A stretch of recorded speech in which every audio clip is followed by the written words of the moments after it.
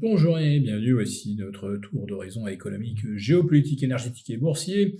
Nous sommes le vendredi 3 juillet et pour comprendre comment tourne une planète finance où l'Europe est au firmament, c'est sur l'inforruptible et nulle part ailleurs. Et l'épisode du jour, je l'ai intitulé euh, Cure d'austérité en Allemagne, riez pas, c'est ce qui nous pend au nez. Et en effet, le chancelier Friedrich Merz, au plus bas dans les sondages, tente de reprendre la main. Il endosse le costume des lois Hartz des années 2000. Hein, c'était ces réformes brutales et qui avaient considérablement d'ailleurs appauvri les Allemands, mais qui avaient quand même réussi à relancer un petit peu l'activité outre-Rhin. Eh bien, Friedrich Merz, alors que l'Allemagne n'affronte pas des déficits à 120%, non, on est à 64 ou 65, c'est presque la moitié de la France, mais c'est déjà trop. Et le chancelier Merz propose donc une série de réformes et tendez bien l'oreille, puisque cela va passer à nouveau par une réforme du chômage. Alors pour l'instant, il n'est pas trop question de toucher au montant des indemnités. En revanche, les licenciements, eux, vont être facilités. Et puis, les salariés vont pouvoir enchaîner les CDD sans que ça se transforme en CDI. Là aussi, ça offre plus de souplesse aux entreprises.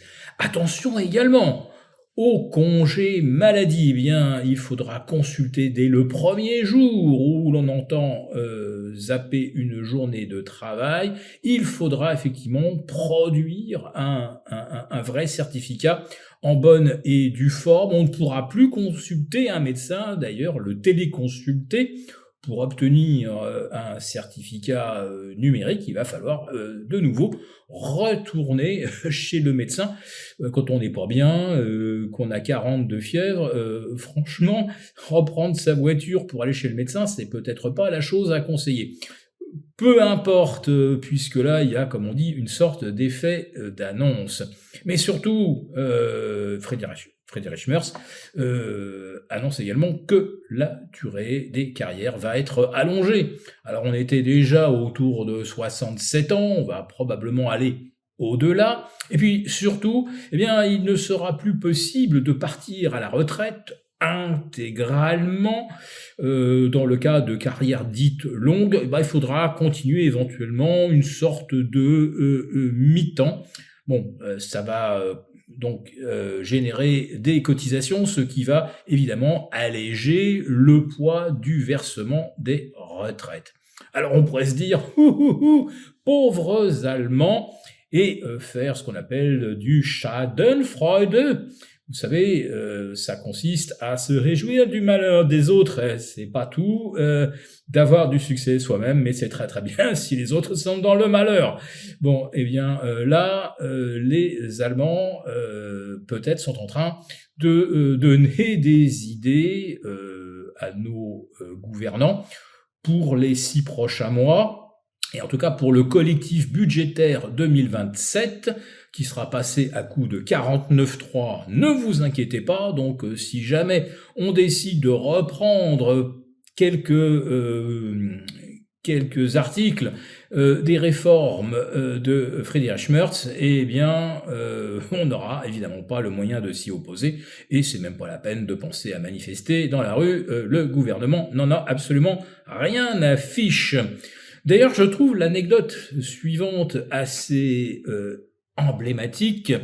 L'ex-premier ministre pro-chinois Jean-Pierre Raffarin conduit sirène hurlante à travers les rues de Paris. Eh bien, sa voiture a percuté le pilote d'un scooter qui a fini à l'hôpital, qui risque d'en garder des séquelles importantes, des séquelles physiques. Alors, je rentre pas trop dans le détail parce que il faut respecter aussi un petit peu l'intimité de la victime, mais ce dont tout le monde est témoin, c'est que ni Jean-Pierre Raffarin, ni le chauffeur fautif ne sont venus s'enquérir de l'état du pauvre conducteur du scooter. Et là, je me dis que c'est tellement emblématique de l'attitude générale de nos politiques quand ils se trompent, quand ils mettent les Français dans une situation insoutenable, comme par exemple avec la non-climatisation des EHPAD, des hôpitaux, des écoles, etc. Eh bien, jamais ces gens ne viennent s'enquérir de l'état des Français, et encore moins présenter des excuses. Oui, j'ai l'impression que vis-à-vis de nos politiques depuis une quarantaine d'années, nous sommes tous des pilotes de scooters et qui souffront en silence à l'hôpital. Je vais maintenant poursuivre sur la thématique des réformes allemandes. J'en ai pas tout à fait terminé parce qu'il y a le volet boursier. Et oui, ces mesures d'austérité plaisent beaucoup aux investisseurs. La bourse de Francfort gagne, tenez-vous bien, 4,4% cette semaine. Hier, alors qu'on commençait à voir le détail des réformes, la bourse de Francfort a bondi de, je crois, 2,6%. Francfort bat un nouveau record absolu. Et bien sûr, vu le poids des entreprises allemandes dans l'Eurostoxx, eh bien l'Eurostoxx, lui aussi, pulvérise un nouveau record. Et youpi, au-delà des 6400 points, et voilà une belle semaine à plus 2,5%. Nous, avec notre CAC 40, on doit se contenter d'un modeste 1,4, et encore ce matin, c'était même pas 1%. Voilà, alors, je peux vous dire que si les réformes allemandes sont déclinées en mode français, tout cela va de nouveau réellement plomber le pouvoir d'achat des ménages, va inquiéter les gens en les précarisant, et ça, c'est le meilleur moyen de provoquer une récession autoréalisatrice. Oui, si on a peur du futur, eh bien, on ne dépense plus aujourd'hui et on met littéralement à l'arrêt l'économie. Alors hier, il y a eu les statistiques de l'emploi aux États-Unis, donc 2 fois moins d'emplois créés que prévu. Ça n'a pas impressionné, comme je le disais, le marché obligataire qui continue de se dégrader. Alors je trouvais que c'était un paradoxe qui méritait quand même qu'on creuse un peu le sujet.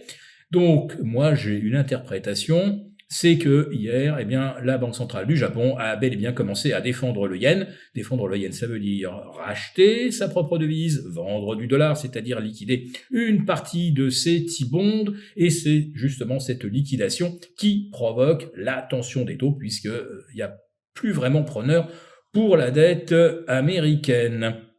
Voilà, donc on savait que le débouclement du carry trade finirait par poser problème. C'est peut-être donc le début du commencement de l'effondrement de ce pilier de la liquidité, de la surliquidité sur les marchés. Quant au détail des chiffres du chômage américain, hier j'ai pas eu le temps de vraiment les étudier avant d'enregistrer ma chronique. Eh bien, on s'aperçoit que non seulement on a créé moins d'emplois que prévu, mais que surtout on crée de moins en moins d'emplois à plein temps et de plus en plus de mini-jobs, de part-time jobs. Et depuis que Trump est au pouvoir, ce sont 2 millions de bons emplois à plein temps qui ont tout simplement disparu. Bon, en France, non seulement ils disparaissent, mais en plus de ça, on n'en crée pas. Pour vous remercier de votre fidélité, vous pouvez télécharger gratuitement notre rapport spécial qui contient nos solutions pour préserver votre épargne face à la faillite économique de la France, laquelle met en danger votre épargne. Il vous suffit de cliquer sur le lien en description pour l'obtenir gratuitement. Merci et à bientôt. Merci beaucoup d'avoir regardé cette vidéo. N'hésitez pas à réagir dans les commentaires ou à liker et partager cette vidéo si le contenu vous a plu. Et pour ne rater aucune de nos prochaines émissions, vous pouvez vous abonner à notre chaîne et activer les notifications. Et pour plus de contenu, n'oubliez pas que le dernier rapport rédigé par nos experts est accessible en cliquant sur le lien de description. On se retrouve tout de suite dans les commentaires et je vous dis à très bientôt pour une prochaine vidéo.